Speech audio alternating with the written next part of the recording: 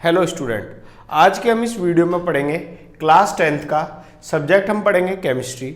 और केमिस्ट्री में सबसे इम्पोर्टेंट चैप्टर हम पढ़ेंगे केमिकल इक्वेशन एंड रिएक्शन, और उसके अंदर हम सबसे इम्पोर्टेंट टॉपिक पढ़ेंगे केमिकल इक्वेशंस। नेक्स्ट, अब हम जानेंगे केमिकल इक्वेशन के बारे में। तो first, the method of representing a chemical reaction with the help of symbol and formulae of the substance involved in it is known as the chemical equation. यानी कि हम फॉर्मूले की हेल्प से और सिंबल की हेल्प से जो हम राइट करते हैं, केमिकल रिएक्शन को लिखते हैं, उसे हम क्या बोलते हैं? Chemical equation. और अनदर लैंग्वेज में हम बोल सकते हैं chemical equation is a short hand method of representing chemical reaction. यानी कि केमिकल रिएक्शन को लिखने का शॉर्टकट मेथड को हम क्या बोलते हैं? Chemical equation. Next, example of chemical equation. अब हम सबसे पहले रिएक्शन जानेंगे। Zinc metal react with dilute sulphuric acid to form zinc sulphate and hydrogen gas produce. This reaction can be written in word. सबसे पहले हम इस रिएक्शन को वर्ड में लिखेंगे। तो हमने क्या लिखा? रिएक्टेंट। रिएक्टेंट हमारे पास क्या है? जिंक प्लस में sulphuric acid gives zinc sulphate plus में हाइड्रोजन। इसको हम क्या बोलते हैं? Word equation. यानी कि इसे हम क्या बोलते हैं? Word equation. अब हम इसमें लिखेंगे फॉर्मूले की हेल्प से। तो हम जब इसे फॉर्मूले की हेल्प से लिखते हैं तो हम इसे क्या बोलते हैं? Chemical equation. तो हम क्या लिखेंगे? जिंक प्लस में H2SO4 gives zinc sulphate plus में हाइड्रोजन गैस। तो इस फिनोमिना को हम क्या बोलते हैं? Chemical equation. Next, important part of regarding chemical equation.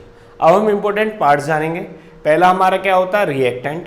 दूसरा हमारा क्या होता है? प्रोडक्ट। और तीसरा हमारा क्या होता है? एरो। एरो मीन्स क्या होता है? हमारा process.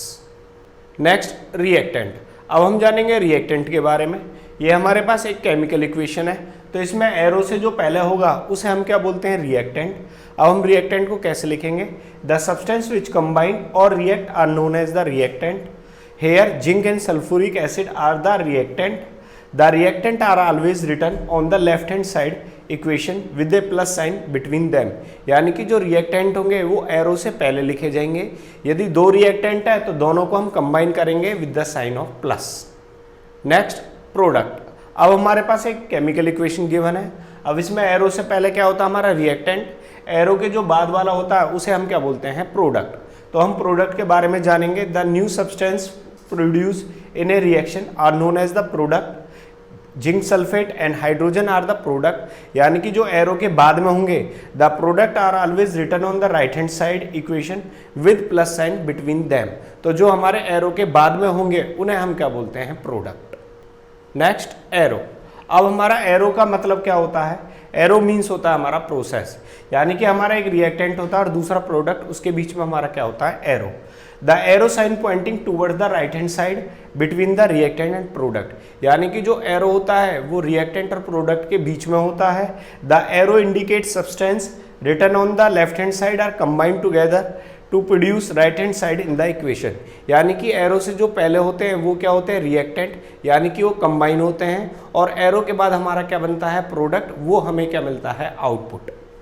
Next, balanced chemical equation. अब हम जानेंगे बैलेंस केमिकल इक्वेशन क्या होती है।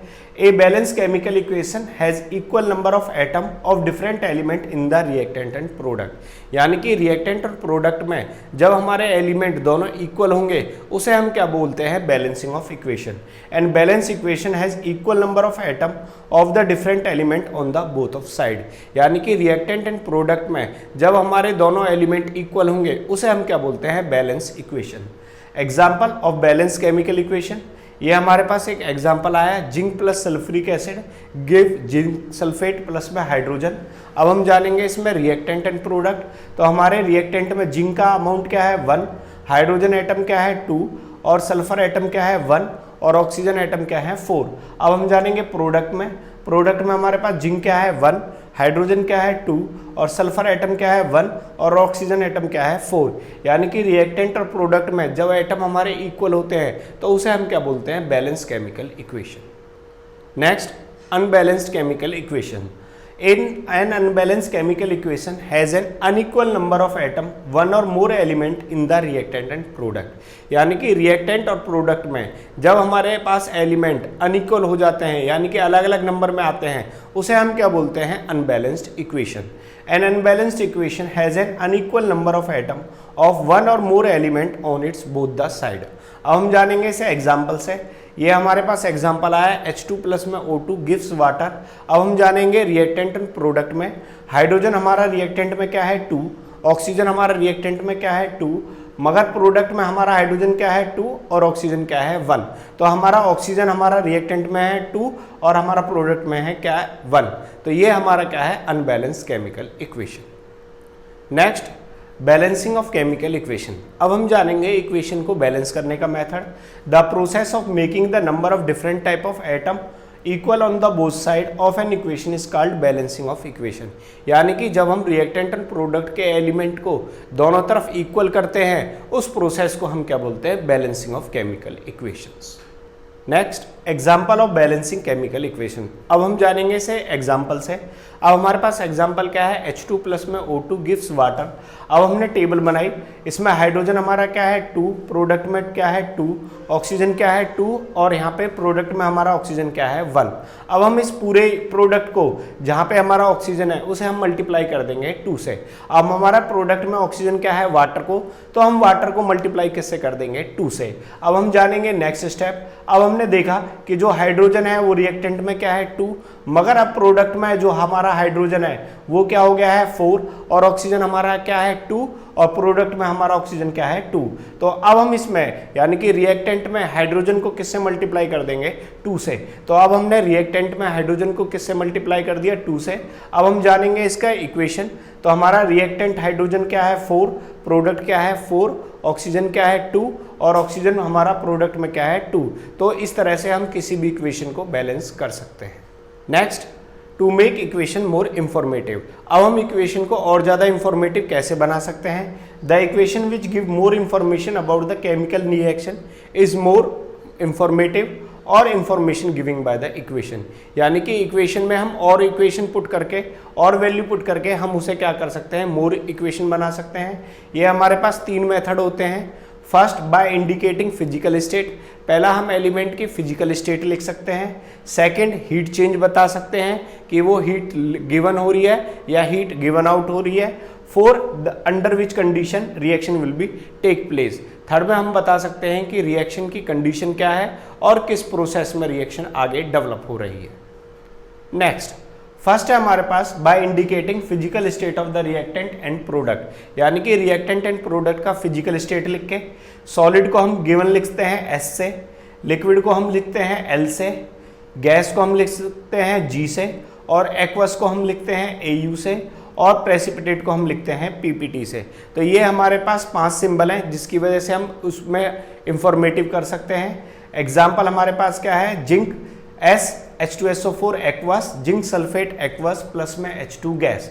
तो यहाँ पे जो S है ये हमें क्या बताता है, जिंक हमारे पास क्या है सॉलिड, H2SO4 हमारे पास क्या है एक्वस और जिंक सल्फेट हमारे पास क्या है एक्वस और हाइड्रोजन हमारे पास क्या है in the form of gas. Next, by indicating the heat changes taking place in the reaction. अब हम जानेंगे हीट चेंज के बारे में। In that type of reaction mention of the exothermic और एंडोथर्मिक रिएक्शन।